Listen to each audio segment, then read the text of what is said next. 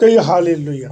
परमेश्वर का धन्यवाद हो आज के मुबारक दिन के लिए कि परमेश्वर ने हमें आज का दिन ठहराया ताकि आज के दिन हम परमेश्वर की महिमा स्तुति प्रशंसा कर सके। हम परमेश्वर का धन्यवाद देते हैं कि प्रभु हमें हर वक्त दर्शन हमारी रहनुमाई करता है, अगुवाई करता है और अपने वचनों से हमारी रहनुमाई करता है। आइए परमेश्वर के कलाम में से पढ़ेंगे। आज हम वचन संहिता 91 और उसकी 5 और 6 वर्सेस, जहाँ पे परमेश्वर का कलाम इस प्रकार से कहता है कि वह तुझे अपने पंखों की आड़ में ले लेगा और तू उसके परों के नीचे शरण पाएगा। उसकी सच्चाई तेरे लिए ढाल और झिलम ठहरेगी। तू न रात को भय से डरेगा और न उस तीर से जो दिन को उड़ता है, न उस मरी से जो अंधेरे में फैलती है और न महारोग से जो दिन दोपहरी में उजाड़ता है। परमेश्वर इस वचन के द्वारा हमें समझाना चाहते हैं कि परमेश्वर हमारी रक्षा हिफाजत करने वाला हमारा समर्थित परमेश्वर है, जिसने हमें अपने हाथों से बड़ी करुणा के साथ बनाया है, बड़ी दया के साथ बनाया है और इसलिए बनाया ताकि हम उसमें और उसकी बातें हमारे अंदर कायम रहे। और परमेश्वर चाहता है कि हम जहाँ भी रहें, जिस साल भी रहें, प्रभु के डर और भय में रहें ताकि परमेश्वर का अनुग्रह मेरे और आपके ऊपर ठहरा रहे।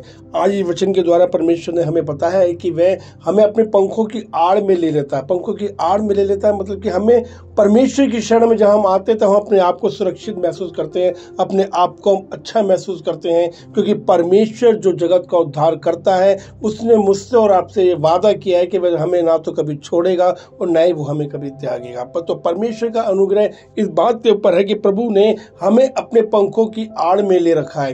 पंखों की आड़ में इसलिए ले रखा है ताकि हम सुरक्षित रहें, ताकि हम उन कामों में या उन बातों में ना उलझें जो हमें परमेश्वर के वचन से, परमेश्वर के कलाम से हमें दूर लेकर के जाती है। इसलिए परमेश्वर का वचन जो है यशायाह नबी की पुस्तक के 40वें अध्याय की उसकी 29 और से लेकर 31वीं आयत जब हम पढ़ते हैं, वहाँ पे परमेश्वर का कलाम हमें इस प्रकार से कहता है कि वह थके हुओं को बल देता है और शक्तिहीन को बहुत ही ज़्यादा सामर्थ्य देता है। ये परमेश्वर का वचन है।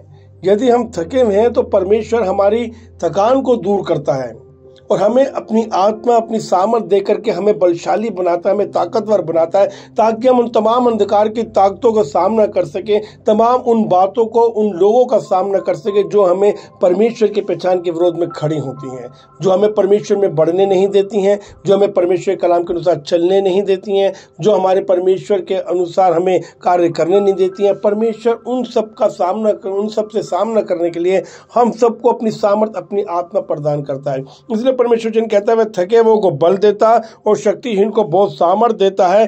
तरुण तो थकते और शर्मित हो जाते हैं, जवान ठोकर खाकर गिरते हैं, परंतु जो यहोवा की बाट जोते वह नया बल प्राप्त करते जाएंगे। तो हम जो परमेश्वर के लोग हैं, हम जो परमेश्वर के मानने हैं, उनके लिए परमेश्वर जन कहता है जो परमेश्वर की बाट जोते हैं, हम जो हमारी आंखें जो परमेश्वर के पर हमेशा लगी रहती हैं, वो परमेश्वर का वचन हमें सिखाता है कि हम परमेश्वर के वचन में किस प्रकार अपने आप को स्थिर रखे, कायम रखे।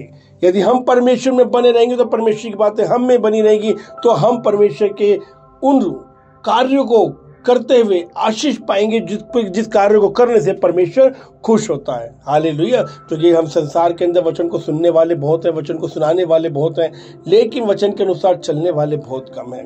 और चलता केवल वही है जो परमेश्वर के कलाम को आत्म सच्चाई के साथ, गहराई के साथ अपने जीवन में उतारता है, या यूं कहें कि जिसकी आंखें परमेश्वर की ओर निरंतर लगी रहती है, वही परमेश्वर के डर और भय में अपने जीवन को बिता पाता है। इसलिए कहता है कि परंतु जो यहोवा की बाट जोते हैं वह नया बल प्राप्त करते जाएंगे, वे काबों के समान उड़ेंगे, वे दौड़ेंगे और श्रमित न होंगे और चलेंगे और थकित न होंगे।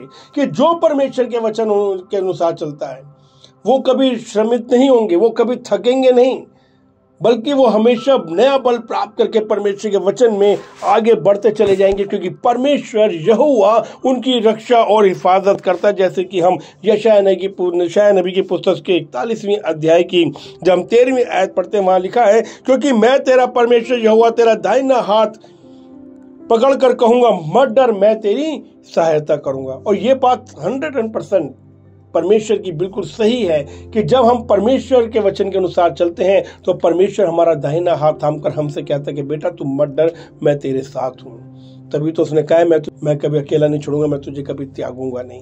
क्योंकि वो महान समर्थी परमेश्वर जिसने मुझसे प्रेम किया, जिसने आपसे प्रेम किया है, जिसने जगत से प्रेम किया है। हम पढ़ते हैं ना यूहन्ना रचित सुसमाचार के 3 अध्याय और उसकी 16वीं आयत के अंदर कि परमेश्वर ने जगत से ऐसा प्रेम किया कि उसने अपना इकलौता पुत्र दे दिया ताकि जो कोई इसके पर विश्वास करे वह नाश न हो। तो परमेश्वर ने जगत से ऐसा प्रेम किया है, परमेश्वर ने मुझसे प्रेम किया है, परमेश्वर ने आपसे प्रेम किया है, परमेश्वर ने हम सब से प्रेम किया है। और वो सामर्थ्य परमेश्वर मुझसे और आपसे आज कहता है कि यशायाह नबी की पुस्तक 41 की 13वीं आयत में, क्योंकि मैं तेरा परमेश्वर यहोवा तेरा दाहिना हाथ पकड़कर कहूंगा मत डर, मैं तेरी सहायता करूंगा। जब परमेश्वर हमारे साथ हमारी सहायता करने के लिए है तो हमें किस बात का डर है, हमें किस बात की चिंता है। परमेश्वर हमारी रक्षा, हमारी हिफाजत करने के लिए हमेशा तैयार है। इसलिए हमें किसी भी प्रकार की चिंता करने की जरूरत नहीं है। हम देखिए, हम संसार में रहते, संसार के अंदर जब हम रहते तो हमारे पर ये संसारिक जीवन के अंदर हर प्रकार से कठिनाइयाँ, परेशानियाँ, दिक्कतें, मुसीबतें, बीमारियाँ ये सब आती जाती रहती है। लेकिन हमें इनके लिए चिंता करने की जरूरत नहीं है, बल्कि इनके लिए हमें परमेश्वर से प्रार्थना करने की जरूरत। परमेश्वर से जब हम प्रार्थना करते हैं तो हम पाते हैं। हालेलुया। जब हम पढ़ते हैं मत्ती रचित सुसमाचार उसका 6वां अध्याय और उसकी 34वीं आयत के अंदर 34वीं आयत के अंदर लिखा है कि कल की चिंता ना करो, क्योंकि कल का दिन अपनी चिंता आप कर लेगा, आज के लिए आज ही का दुख बहुत है। हमें चिंता करने की जरूरत इसलिए नहीं क्योंकि परमेश्वर हमारे साथ है। और परमेश्वर कहता है कि कल की चिंता मत करो, कल की चिंता कल का दिन आप ही कर लेगा। आज के लिए आज ही का दुख बहुत है। आज के लिए मतलब हमें परमेश्वर में बने रहना बहुत है कि हम परमेश्वर के वचन में बने रहें, परमेश्वर के वचन में कायम रहें, परमेश्वर को अपने जीवन में स्थापित करें, ताकि परमेश्वर के वचन के द्वारा हम सब के द्वारा परमेश्वर के नाम की महिमा हो। क्योंकि परमेश्वर बहुत दयालु अनुग्रही परमेश्वर है, जिन्होंने आज का हमें ये समय दिया कि परमेश्वर के वचन को हम अपने जीवन में अपना सके, सीख सके और जान सके। और परमेश्वर का वचन हमें सिखाता है कि हम परमेश्वर में बने रहें, तो परमेश्वर की बातें हम में बनी रहें, तो हम जो कुछ चाहे परमेश्वर से मांगे तो परमेश्वर हमारे लिए उस काम को पूरा करता है। हालेलुया। जब हम रोमियो की पुस्तक पढ़ते हैं उसका 4वां अध्याय और उसकी 7वीं और 8वीं आयत के अंदर, तो परमेश्वर कलाम वहाँ लिखा है, वहाँ कहता है कि धन्य है जिनके अधर्म क्षमा हुए और जिनके पाप ढांपे गए हैं। हालेलुया। तो हम परमेश्वर का धन्यवाद दें कि हमारे प्रभु ने सभी अपराधों को क्षमा किया है, तभी तो उसने हमें अपना बेटा और अपना बेटिया बनाया है।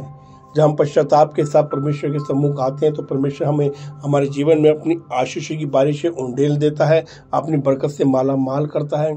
और इसलिए वो कहता है कि धन्य है वे जिनके अधर्म क्षमा हुए। तो यदि हम पश्चाताप करके प्रभु के सम्मुख आते तो प्रभु हमारे लिए कहता है कि हम धन्य हैं, क्योंकि हमारे जितने भी अधर्म के काम थे वे सब के सब क्षमा कर दिए गए, हमारे पाप जो हैं वो सब के सब ढांप दिए गए हैं।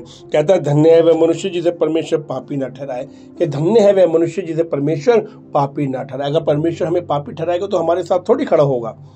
इसलिए कहते हैं कि परमेश्वर हमारे साथ है। क्यों हमारे साथ है? क्योंकि परमेश्वर ने हमारे सब अधर्म को क्षमा कर दिया है। जब हम प्रभु के साथ पश्चाताप करते हैं, प्रभु के सम्मुख आकर के पश्चाताप करते हैं, तब प्रभु हमारे सिर को पर अपने छिदे हुए हाथ रख करके हमारे सब अधर्मों को क्षमा कर देता है। और जब वो क्षमा करता है तो हमसे कहता है कि हमें किसी बात की चिंता करने की जरूरत नहीं है, क्योंकि परमेश्वर हमारे साथ है। तभी तो कहता है यशायाह नबी की पुस्तक में, जैसे अभी पढ़ा हमने 41वां अध्याय की 13वीं आयत, क्योंकि मैं तेरा परमेश्वर हुआ, तेरा दाहिना हाथ तुमको कहूंगा मत डर, मैं तेरी सहायता करूंगा। सिर्फ इसीलिए परमेश्वर ने कहा है कि मैं तेरी सहायता करूंगा। तो जब परमेश्वर हमारे साथ है तो फिर हमारा सामना कौन कर सकता है? परमेश्वर आप सबको बहुत ऐसे आशीष दे।